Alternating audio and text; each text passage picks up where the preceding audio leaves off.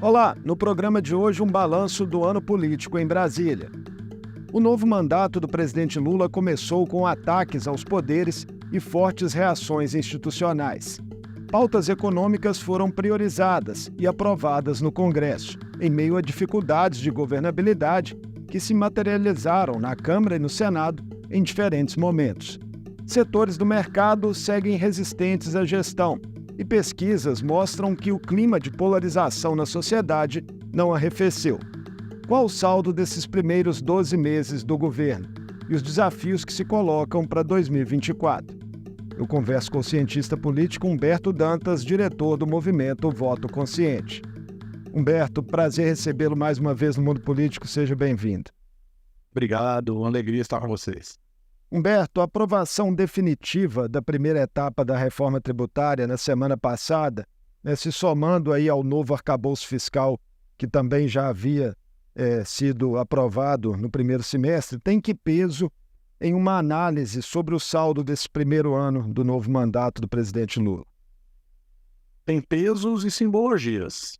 Tá? O primeiro, mais importante talvez, mostrar que não é uma agenda que passou de forma fácil, não é uma agenda que passou de forma barata, tem um custo para essa agenda prosperar, e não é uma agenda que passou da forma como o governo gostaria em 100% da sua lógica de iniciativa. Portanto, houve sim uma contribuição do Congresso Nacional, ou sim uma interferência do Congresso Nacional. Alguns vão dizer que trouxe o governo para uma lógica de diálogo com setores da economia, outros vão dizer que exagerou-se na quantidade de setores que acabaram sendo, de uma certa maneira, privilegiados por alguns abatimentos numa lógica mais universal de impostos, mas nitidamente o governo não aprovou aquilo que exatamente ele gostaria de ter aprovado, né? Então, esse é o primeiro ponto, mas aprovou. E tem gente olhando para essa reforma, principalmente a tributária, de forma muito positiva, né? Gente olhando para essa reforma de forma muito, entendendo que ela resolve um problema antigo do Brasil, ou pelo menos atenua um problema antigo do Brasil, que é o excesso de impostos por um lado e a complexidade da lógica de cobrança de impostos pelo outro. Existem outras tantas necessidades de serem discutidas, avaliadas, implementadas, né? Vai se judicializar muita coisa, mas acho que esse é o primeiro ponto. E a finalização né, a gente precisa considerar que vai ser um governo que se concentrará na agenda de natureza econômica. Não é um governo que tem suficientes maiorias no Congresso Nacional para discutir temáticas, por exemplo, de natureza dos costumes e coisas desse tipo. Humberto, o desempenho do ministro da Fazenda, Fernando Haddad, vem sendo muito elogiado por analistas, sobretudo pela capacidade de diálogo com o Congresso. E o PIB cresceu também acima do previsto, mas ainda assim há levantamentos que mostram certa descrença e pessimismo de agentes do mercado em relação aos rumos do governo. Como entender essas percepções? Olha, Marco, a gente tem ali o copo meio cheio e o copo meio vazio. Não é? Se a gente olhar para como o Haddad foi recebido pelo mercado, quando Lula declarou que Haddad seria o ministro, em dezembro do ano passado, entre novembro e dezembro do ano passado, Haddad surfou uma onda perfeita. Que ele era o sujeito que o mercado dizia que sequer entendia de economia. E Haddad teve uma habilidade para dialogar com os segmentos do mercado, com o próprio Congresso Nacional, com alguns setores mais conservadores da sociedade, que fez com que durante o período do ano, Haddad fosse visto como o ministro mais estratégico e mais capaz de dialogar com segmentos que se contrapunham ou resistiam mais a esse governo. Então esse é o copo cheio, né? Ou é o copo meio cheio. Copo meio vazio, ainda existem desconfianças, talvez menos a figura de Fernando Haddad, mas mais as resistências que existem a Fernando Haddad, também dentro da própria esquerda ou também dentro do próprio PT, ou por vezes dentro do próprio governo. Então, Haddad tem sido, numa figura, numa alegoria aqui, numa metáfora, aquela figura do malabarista chinês que equilibra os pratos nas varetinhas. Ele tem que equilibrar o PT, ele tem que equilibrar o próprio governo, ele tem que equilibrar o mercado, ele tem que equilibrar alguns segmentos da sociedade, enfim. A Haddad tem tido um trabalho muito duro e tem se mostrado, né, um ministro muito capaz de fazer, por vezes, em relação a alguns setores, mais do que se esperava que ele fizesse. Você toca nessa questão das divisões do PT e, em uma recente declaração em um congresso do partido, a presidenta nacional da legenda, Gleisi Hoffmann, defendeu que o governo faça valer a máxima do Estado forte, para não ficar, segundo ela, nas mãos do Banco Central, de liberais e do mercado. Esse tom é necessário do ponto de vista de enfrentamento político junto à sociedade ou pode acabar gerando mais ruídos para o próprio governo? Aí a questão depende em qual palco do espetáculo, do festival você está tocando, né? Porque esse tipo de declaração de Gleisi Hoffmann coloca um pessoal mais liberal, um pessoal mais do mercado econômico, etc., 3 passos para trás, com o olho arregalado e o cabelo em pé. Por mais que, com todo respeito, eu não tenha muito como falar em cabelo. Mas, enfim, esse é o primeiro ponto, né? Do outro ponto, né, ela precisa fazer isso. Ela precisa manter, digamos assim, a militância viva. Eu não estou querendo comparar as agendas nem as intensidades, mas num governo anterior, que era um governo extremamente à direita, e nesse governo, que é um governo que se pretende mais à esquerda do que consegue e do que pode ser, esse tipo de animação da plateia é necessária.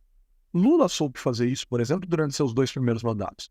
Né? Gleisi Hoffmann tenta fazer isso acenando para a esquerda e, por vezes, contrariando aquilo que o próprio governo do partido dela, em tese, defende ou defenderia. Mas a gente compreende bem o que é isso. Que este governo não é um governo de esquerda, mas o partido que ganhou a eleição e está no governo é o partido de esquerda. Então tem uma tentativa de equilíbrio aqui. Né? O próprio Lula tem dado demonstrações dessa natureza.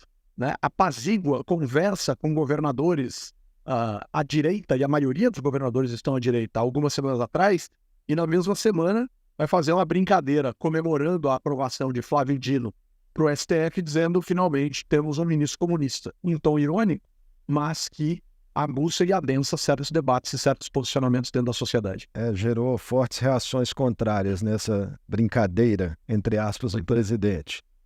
As principais medidas para aumentar a arrecadação, Humberto, ainda precisam ser aprovadas no Congresso. E você tocou, né, na questão do custo para que isso aconteça.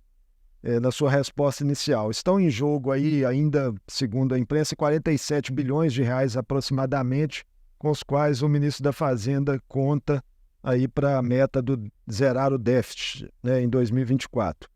E o ministro da Secretaria de Relações Institucionais, Alexandre Padilha, prometeu que todas as emendas de transferência especial, chamadas emendas PIX, serão pagas, né, até o fim do mês. Só nos últimos dias 11 e 12 de dezembro, o governo desembolsou um recorde histórico de 9,9 bilhões de emendas, né, ao orçamento, ali em 48 horas. Há diferenças significativas, Humberto, dados esses números, entre o modus operandi da governabilidade dessa gestão para a anterior de Bolsonaro, quando vigorava o que se intitulou orçamento secreto? Acho que a principal diferença é uma tentativa deste governo de tentar restabelecer contato com os partidos políticos. O governo Lula acredita na governabilidade atrelada à força dos líderes partidários dentro do Congresso. O grande problema é que desde 2019 para cá, tudo que se fez foi fortalecer a figura do articulador maior de recursos.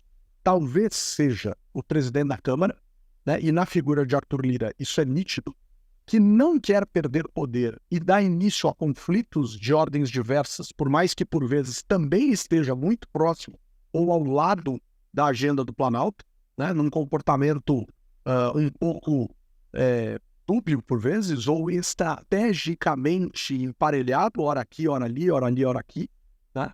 Mas a gente precisa considerar que esse governo é um governo que sonha com aquela governabilidade anterior. Só que aquele padrão de governabilidade que Lula viveu ao longo de seus 8 anos de mandato, a gente assistiu um desmonte daquilo a partir de orçamento secreto, assodamento do processo legislativo e, principalmente, antes do governo anterior, mas ainda no governo Dilma, a aprovação das tais emendas impositivas ao orçamento.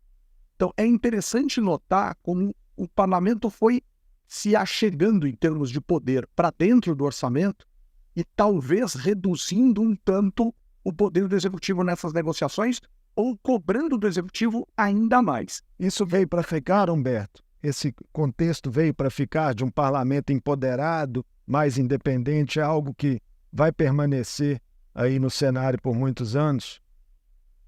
Tanto veio para ficar que o parlamento compra a briga até com o judiciário. Porque uma parte dessa aceleração do processo legislativo para dar aos legisladores as vantagens que eles desejam em termos de pagamento pelas suas atitudes pró-agenda do executivo, fez com que a oposição, sobretudo no governo Bolsonaro, e principalmente após ao início da lógica pandêmica, que essa oposição fosse se instalar dentro do STF. Bolsonaro perde dentro do STF em porcentagens associadas a ações diretas de inconstitucionalidade, em porcentagens semelhantes aos seus antecessores, com exceção a Temer, que foi um sujeito um pouco mais hábil na condução da agenda do executivo junto ao Poder Judiciário. Mas Bolsonaro não perde menos que Lula, menos que Dilma, ele perde naquela média. O grande problema é o volume de causas que Bolsonaro enfrenta junto ao Poder Judiciário a ponto de tirá-lo completamente do eixo, de recolhê-lo da sua lógica de relacionamento minimamente civilizado, se é que isso existiu, em relação ao Poder Judiciário, a ponto de fazer ameaças das mais absurdas e das mais verborrágicas e intensas. O que a gente viu o Bolsonaro fazer em relação ao Poder Judiciário está associado ao fato de que a oposição se deslocou para dentro do STF. E agora o Legislativo olha para tudo isso e diz: por que o Judiciário está tão ativo? Por que o Executivo tem tanto recurso? A gente está percebendo uma centralização do poder legislativo no Brasil, que em algum momento talvez tenha que ser discutida pela sociedade ou altere a forma da gente fazer política. Até o meio do ano, uma percepção comum, Humberto, era de que o governo tinha um cenário mais complicado na Câmara que no Senado. Mas houve uma aproximação evidente do governo com Arthur Lira, com o Centrão, que se traduziu em espaços no governo. A balança mudou de lá para cá? Buscou-se um certo equilíbrio nessa balança. O governo montou uma esplanada dos ministérios com muitos senadores. A Câmara dos Deputados olhou meio desconfiada. Conquistou um pouco de espaço na primeira tentativa de reforma ministerial de setembro. Talvez conquiste adiante. A gente precisa considerar que o ministro Fufuca, quando assumiu o cargo em setembro, entre setembro e outubro, ali na esplanada dos ministérios, já lançou Arthur Lira ministro. Saiu dando declarações do tipo: Arthur Lira, depois de terminado seu mandato de presidente da Câmara, daria um excelente ministro, ele disse. Arthur Lira desconversou, tal, a gente sabe como funciona o tempo da política. Mas há quem diga também, Marco, que Arthur Lira tentará fazer um movimento semelhante àquele movimento que Rodrigo Maia fez no final do seu terceiro mandato para tentar empilhar um quarto. Arthur Lira tentaria empilhar um terceiro. Rodrigo Maia conseguiu empilhar um quarto porque ele teve um mandatozinho tampão, que é considerado o primeiro. E aí houve uma compreensão em termos legais de que ele podia empilhar o terceiro para tentar o quarto. Arthur Lira talvez tente, muitos dizem sim, apesar desse assunto não estar em pauta de maneira absolutamente declarada, porque é muito cedo, falta mais de um ano para a eleição na Câmara, e aí já aparecem nomes, etc, etc, etc.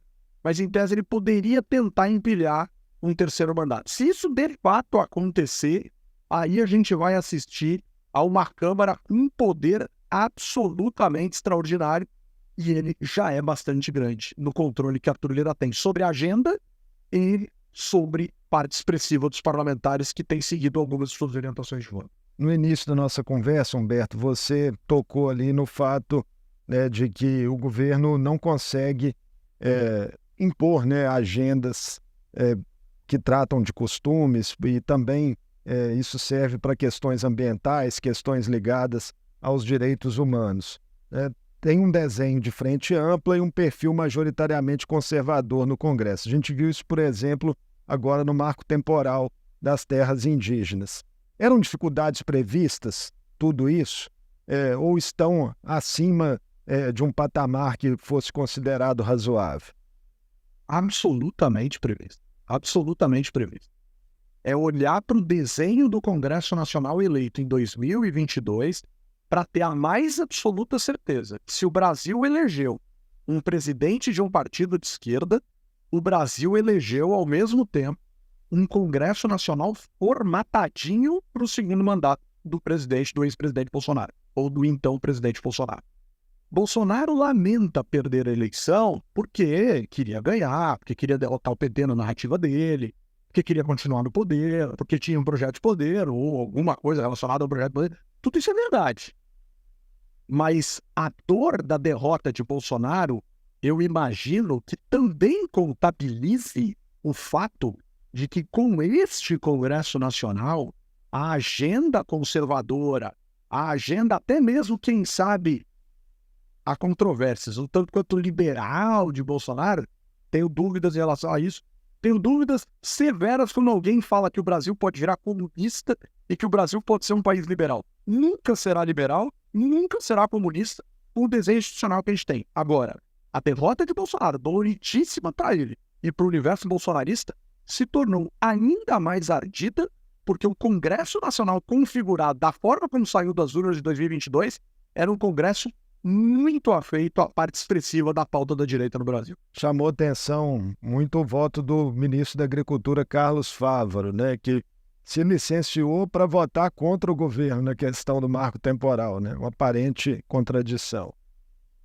E aí do governo se reclamar muito, porque os partidos têm aumentado, os partidos inesperado à luz da ideologia dentro desse governo, tem conseguido aumentar um pouco suas capacidades de entrega à agenda do governo. Agora, tem certas pautas que esquece. A pauta do agro, a pauta do meio ambiente, o meio ambiente a gente ainda tem algumas surpresas aí, mas a pauta do meio ambiente, a pauta progressista de costumes, ela está inteirinha ao longo de 2023 alocada dentro do STF. Aborto, liberação de drogas, coisas desse tipo. Tudinho dentro do STF. Talvez uma única exceção tenha sido a lei de cotas, né? A nova lei de cotas, que é uma atualização, mas que conseguiu ser construída, né? Mas acho que foi a única.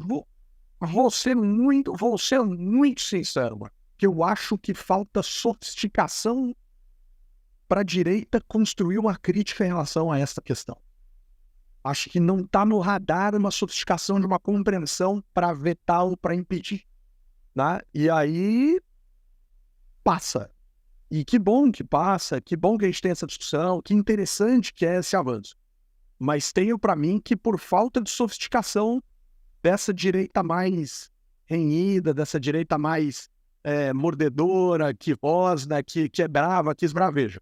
Mas nas pautas em que eles compreendem que de fato não pode haver qualquer tipo de cessão por parte da oposição, esquece que eu acho muito pouco provável que a gente veja discussões dessa natureza levadas adiante e com vitória de um posicionamento mais progressista por parte do governo. Vai para o STF, gera outro tipo de conflito, outro tipo de problema, judiciário versus legislativo, que é algo que a gente viu bastante esse ano também. Queria explorar um pouco mais esse ponto com você, né? A relação turbulenta com o Congresso é apontada por analistas como um dos motivos para que o presidente Lula olhe com mais atenção para o judiciário, buscando amplificar suas pontes ali.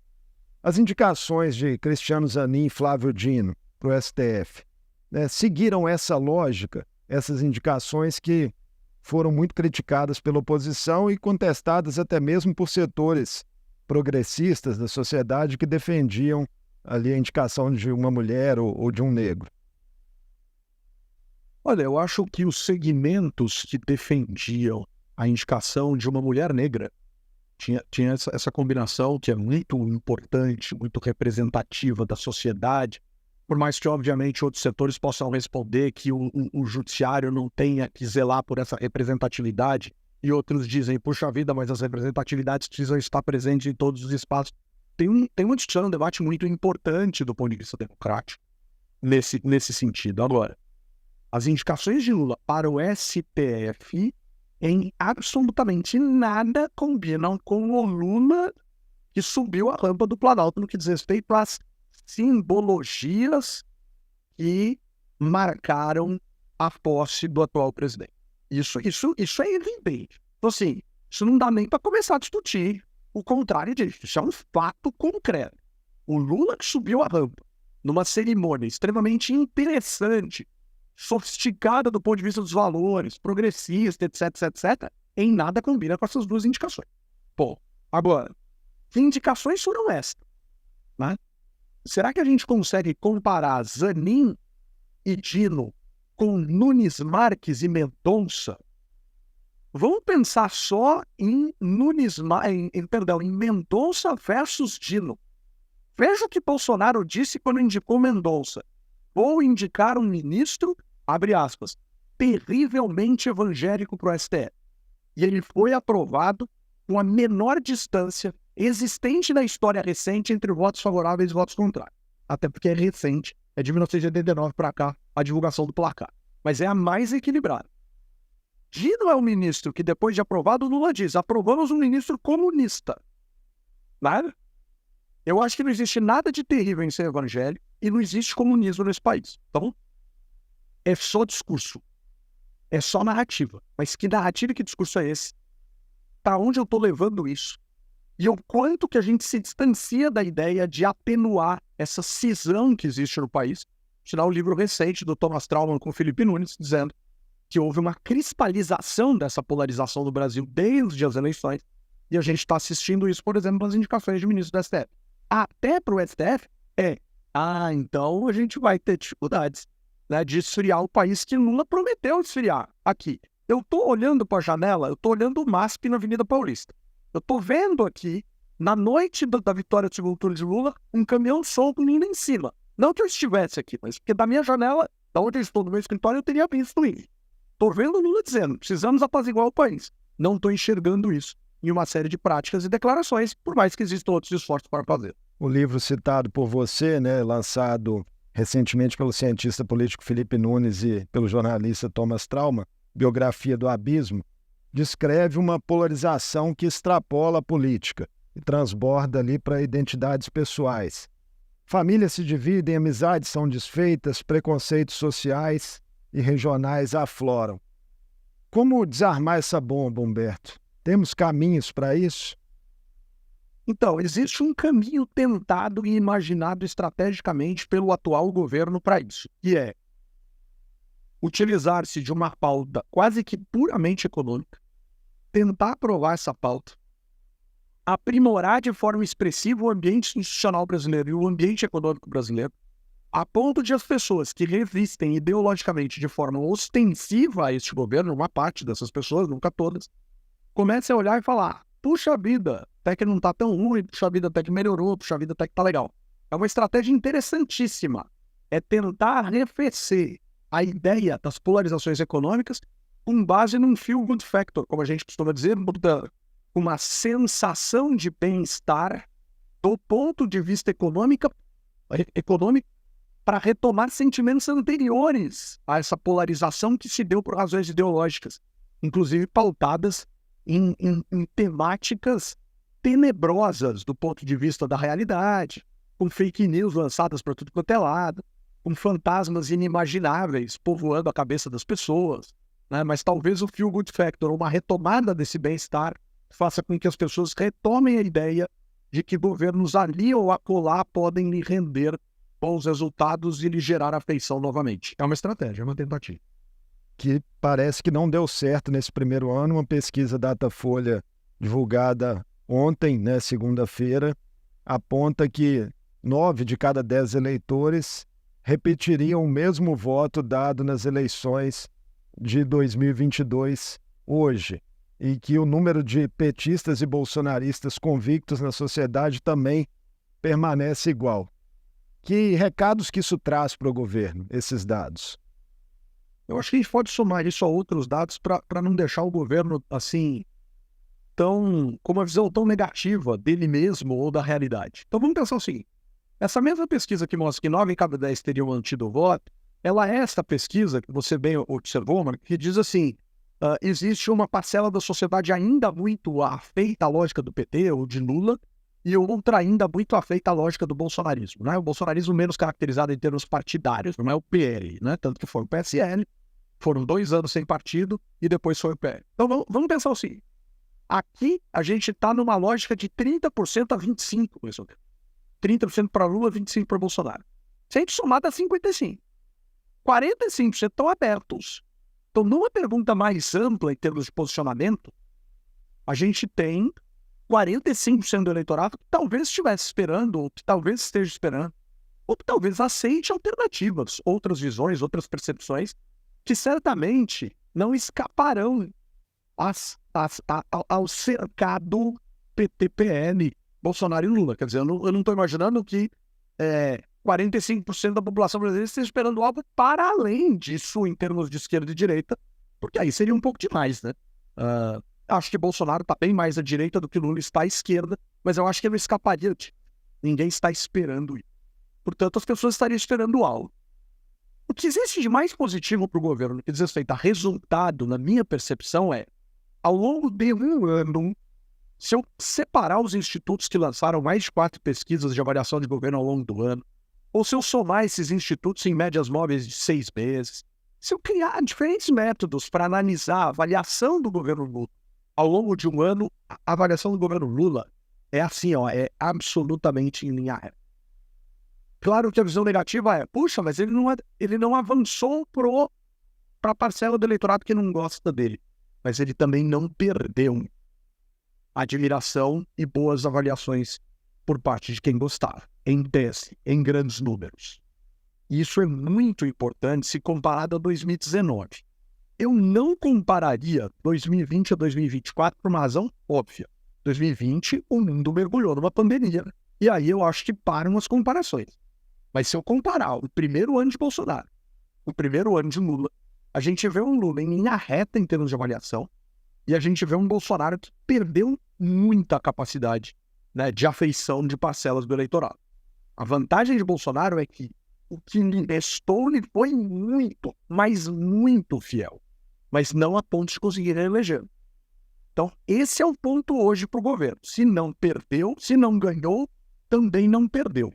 E isso é necessário da gente pensar e pode servir de trampolim para voos mais altos para um governo que espera conquistar uma parcela desse eleitorado ou desses cidadãos com base em ações de natureza econômica mais de médio e longo prazo. Falamos bastante sobre os desafios do governo, nosso tempo está quase acabando, Humberto, mas queria rapidamente uma avaliação sua sobre o ano da oposição ao governo Lula. Como é que você viu o desempenho dela no Congresso? Olha, é um ano para uma oposição que não pode ser generalizada, nenhum ano pode ser generalizado, mas o primeiro grande desafio da oposição é explicar uma tentativa de golpe de Estado dia 8 de janeiro. Então o ano começou difícil demais para a oposição, porque uma parcela deslocada, alucinada, golpista e antidemocrática da sociedade resolveu atacar os poderes instituídos de maneira absolutamente insana. Então uma parte da oposição teve que se explicar aqui. A outra parte da oposição eleitoral, ideológica, foi se aproximando. Existiu uma outra parte que foi tentando se descolar. Então, principalmente a partir do instante em que a justiça vai trazendo elementos que tornam a vida da oposição mais difícil, sobretudo e principalmente a condenação do ex-presidente Bolsonaro por crimes eleitorais no ano de 2022, a partir desse instante, a oposição tem quase que um botão de reset para começar a se reorganizar. E aí você começa a ver núcleos que vão tentando se sobressair. Lá em Goiás, Ronaldo Caiado, em Minas Gerais, Romeu Zema, no Paraná, Ratinho Júnior, em São Paulo, Tarcísio de Freitas, a tentativa do bolsonarismo de manter uma lógica de oposição dentro da família com Michele Bolsonaro, com os filhos do ex-presidente, sobretudo Flávio e Eduardo. Enfim, a gente vai vendo uma atomização da oposição que em algum momento provavelmente vai encontrar um caminho ou alguns caminhos para tentar se reorganizar. Mas há uma desorganização com base na atuação da justiça, a perda do poder e principalmente com a tentativa de golpe de Estado de 8 de janeiro. Vamos ver como é que isso se reorganiza.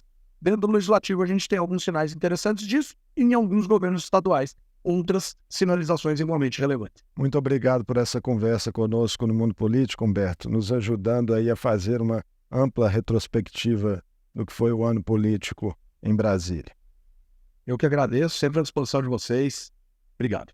Um abraço. Eu conversei com Humberto Dantas, cientista político e diretor do movimento Voto Consciente. Falamos sobre os principais fatos, ações de governo e votações no Congresso que marcaram o ano em Brasília, os impactos junto à sociedade, os embates polarizados e as pautas que devem ganhar holofotes em 2024. O Mundo Político fica por aqui. Obrigado por nos acompanhar e até o próximo programa.